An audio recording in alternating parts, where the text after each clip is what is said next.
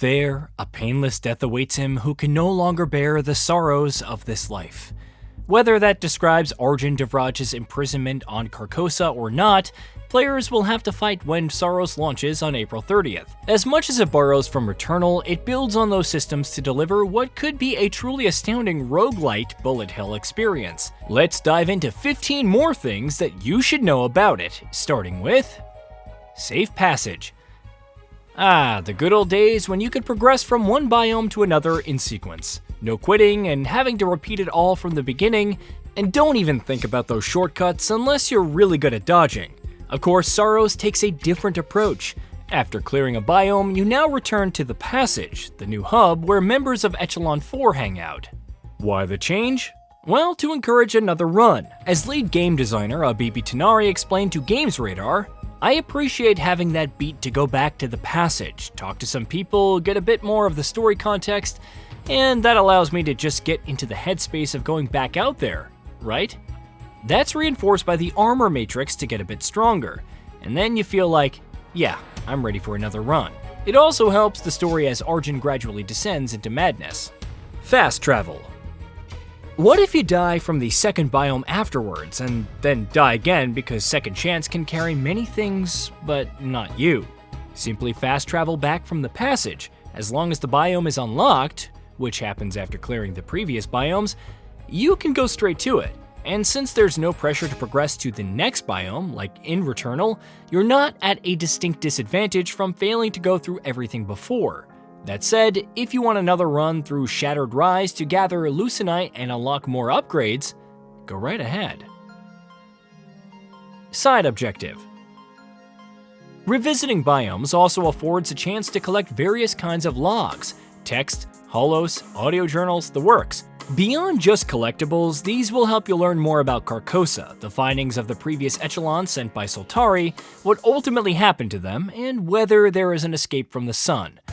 Think of it as an extra incentive on top of your usual farming, or, at the very least, some flavor to go with Echelon 4's own journey. Other biome teases.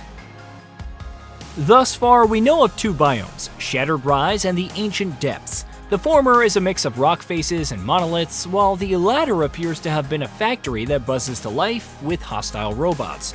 Based on the fast travel menu, there appear to be spaces for 3 more biomes, and a possible 6th judging by the blacked out section at the bottom. What could they possibly contain? Well, judging from the gameplay reveal trailer, there's some kind of citadel with massive flying monstrosities and a mysterious location with monochromatic architecture. It's a trippy assortment of locations for sure, and we can't wait to learn more. Projectiles as opportunities. Returnal, as excellent as it was, focused more on dashing and jumping over projectiles, which resulted in more of an obstacle course.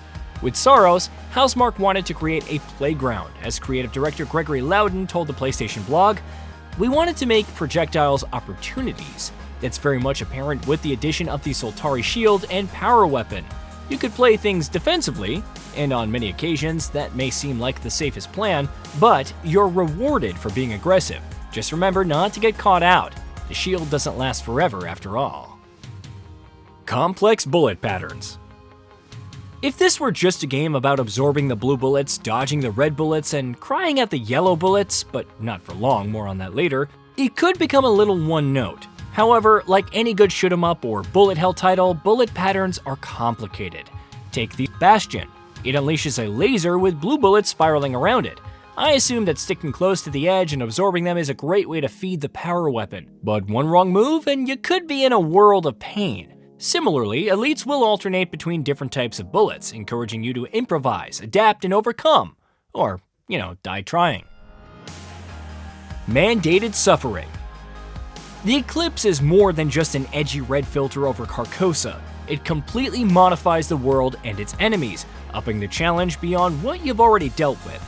So it's probably not the best news that you must interact with it in the first 2 biomes, at least according to various previews. This seemingly implies that you can control its activation later, further balancing the risk versus reward, but be prepared to fight for that opportunity otherwise. Halcyon. Alongside Lucenite, used to unlock permanent buffs and passives through the armor matrix, you also have Halcyon, Not much is known about it, save for the fact that it's used for armor alteration.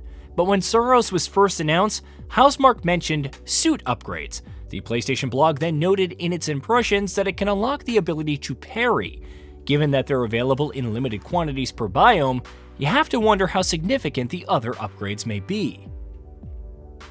Parrying. Even if it requires a higher skill floor than simply holding the shield button or dashing, parrying is a game changer. Time your shield activation just right, and it'll send red projectiles right back at turrets. It can even stagger certain foes, opening them up to more punishment. Absorbing corrupted projectiles. One of the scarier elements of the Eclipse is the corruption infected by yellow bullets. They'll deal damage and reduce your max integrity. However, you'll unlock the ability early on to absorb them. Since activating the power weapon will cleanse corruption, it's a high-risk, high-reward mechanic, and yet another aspect of turning projectiles into opportunities. Turning off most permanent unlocks. With all the unlocks available, there's some worry that Saros is easier than Returnal. Leaving aside how much more complex bullet patterns have become, it's hard to argue that the ability to revive on the spot and recover 70% of your health isn't a major boon. But the best part for all your hardcore bullet hell purists? You don't need it. In fact, Associate Design Director Mati Hakli said you could turn off most permanent unlocks if desired. The whole game with the permanent progression isn't to trivialize the game, he notes. It's just offering more agency. With no difficulty options, this is the next best step. Puzzles. One thing that you don't typically associate Returnal with, or many Housemarque games for that matter, is puzzles. Nevertheless, the former had quite a few which required quick thinking. Saros is much the same. Deviating off the beaten path unearths new lore discoveries, but puzzles that demand fast reflexes or having the right tool, as the PlayStation blog calls it, will inevitably crop up. Mid-run suspension. Suspending a run may seem elementary for a roguelite, and it is. So much so that Returnal received extensive flack for not launching with it, which a later update fixed. Saros isn't repeating the same mistakes, and even with far shorter runs, you can comfortably suspend your progress, leave, and then resume on returning.